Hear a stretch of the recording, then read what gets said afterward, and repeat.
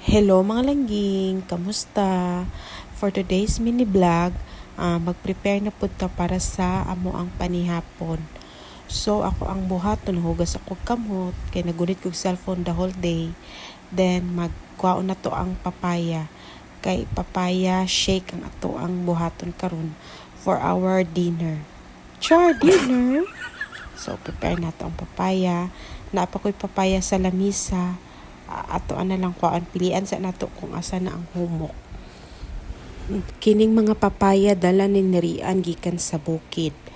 So ato ang hugasan, ako naman ni siyang ginahugasan before nako isulod sa rep. Unya kay naamang koy papaya nga naa sa lamisa, ato na lang pud hugasan kay nag-ayo baya mo ang dalan dire. Unya pwede kaayong abuga naman hugasan nato, so slice nato. Dili wala man ako siya gihurot tanan kay kami ra man duha ang magkaon. Ako ning ipapaya shake kay mao na iyang ingon sa ako kagahapon pa. So hinog na jud kayo ang mga papaya, tapos putang ra nako siya og gatas. Kay para sa inyong kaalaman, nagga-diet na minarian, nagaminor na mi og kaon kay murag lapad na kaay mi og mga nawong. So ato ana siyang kutkuron. Dili naman siya hasol kutkuron kay humok naman niya, kay overripe naman gud kayo ang papaya.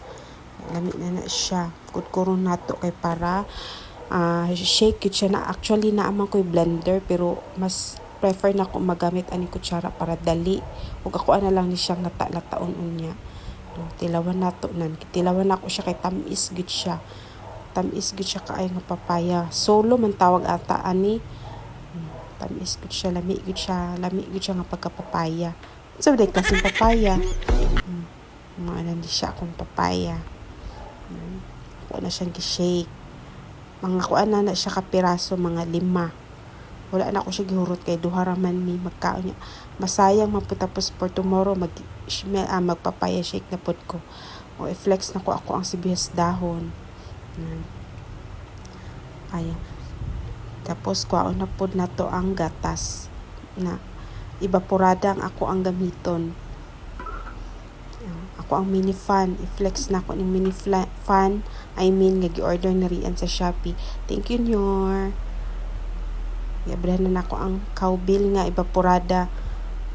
Butang nato para lami siya, more gatas, more lami. Later na nako ni siya butangan og ice kanang mag-ready na kanang magkaon na gyud mi. Ready na kay para ang ice dili din siya matunaw, kay kung matunaw ng ice maglasaw naman. Butang na nato siya sa freezer para siya magbugnaw. Dilaw na pot. Unya butang nato siya og tawag animan kaning fresh keeper good na kanang cellophane, kay kung magbutang ko og mga pagkaon or mga leftover sa ref, kinabutangan man ako ani, kay kung dili nimo siya butangan or dili nimo siya takluban, ang amoy sa ref magdikit siya sa pagkaon. Mao na siya kung natuan dito sa Saudi. Mao na akong nabuhat sa Saudi nga every time na ibutang sa ref or mga leftover. Next is palaman na po taog star margarine sa tinapay. Mao na siya mo ang panihapon for today. Toast bread o kaning papaya shake. Para sa kaalaman ng lahat, nagminor na gyud minerian sa rice kay murag di na gyud siya maayo, murag niburot na gyud ming duha og isa pa dako na gyud pud kay serian. Nagareklamo na siya sa ako aparmi nga kanang ginahapo na daw siya kung maglakaw. So need na gyud namo mag-diet. Mao na ni siya ang tinapay nga akong gibutangan og palaman, margarine, asa atubangan lang siya butangan kay i-toast man nato na siya. Ready na ni atong kalaha ang naapo star margarine kay nahot na napud ko og butter. So margarine na lang pud atong himuon og butter. Lami man pud gyapon na siya. Wala pa man ko'y oven, so tiyagaan ng usa nato na ingon ani. Manual lang sa ta magprito o tinapay. Ato ang siyang i-arrange, tapos ato ang baliktaron kay para dili siya mapagod. Pagod na gani kunuhay itong jud iyang kuan, pero mas lambian manggod ko karang toast gud siya ba ng pagod-pagod. Mao na akong ginabuhat, mao na akong lamian pod. ta siyang baliktaron. Manual lang sa ta manumano lang usa ta mag toast og tinapay kay wala patay oven. So pangarap kay nako na magka-oven, so unta pohon maka-oven na pud ko. So ato na siyang baliktaron na ingon ani gusto pa nako mas toasted pag gyud kaysa para sa atong kuan kanang light brown na siya. Gusto nako kanang mag-itom-itom gyud siya. Nalami baya ni siya kaning margarine, i-toast nimo sa tinapay.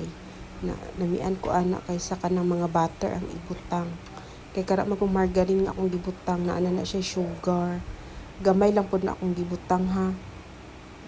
Na mao na ni ready na amo ang panihapon for today, for tonight I mean.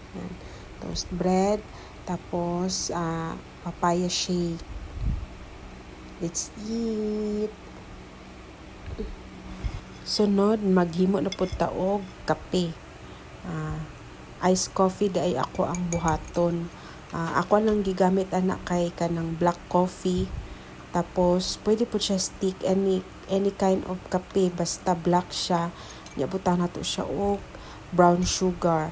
2 tablespoon lang na sugar para mag tamis-tamis pud gud siya. Karang pares lang gud gyapon na magtimpla ka og kape.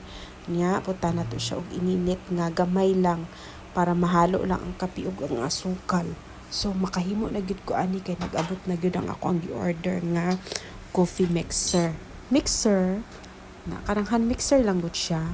Ning ana o di baterya. Imo lang na siyang i-mix. Pares lang man na siya karang ginapalit nato nga mga iced coffee kay mao man na ilang na ginagamit og mao ra pud ako nakita sa ilaha kay tigpalitan man ko og iced coffee, makita na ko na sa ilaha nga mao na ang ilang ginagamit para lang siya kuan ko siya mag-float ang kape. Ano lang siya nato hantod siya mag-sticky or mag-float ang kape. I-mix lang siya nato. Dali lang gud kay siya gamiton, manual lang. Dili pa gud siya hassle. Para sa hilig sa kape dira, magpalit na muging ani o hand mixer nga para sa kape. Para kamo na lang po maghimo sa inyong kape. Kay gasto ka isig palit og kape bayat. Sana lang makasave na taani kung naana ta ingon ani. Hand mixer coffee. I-mix na siya kay para na siya mag-mold. Nya designan po nato by the way, nakita din nako ning ingon ani nga maghimo og kaning iced coffee sa Reels. Nanhilig kay ko mag-explore tapos ako ang buhaton dayon. Ibutang na nato to ang mix nga kape. Magkuan na siya mag-float na gud siya. Ibutang nato siya og ice. Para iced coffee na gud siya. Lami na siya, promise testing gud ninyo. Ice tapos karang tawa lang na ice ako manggod kay more ice more lami nya gatas. Gibutang na nako ang gatas daan sa baso kay para ma-estimate nako siya. Kaning fresh milk akong gigamit ana. Sana all fresh milk. Barato naman ang fresh milk. Uy, afford man na sa bulsa. Katong bilin nga na float nga atong gikuan nga kape sa tasa mao na siya to ibutang sa taas mo toppings niya. Tenen na kong kuan ako ang iced coffee float. See? So, diri na lang tama na atong video for today mga langging. Thank you for watching. Amping!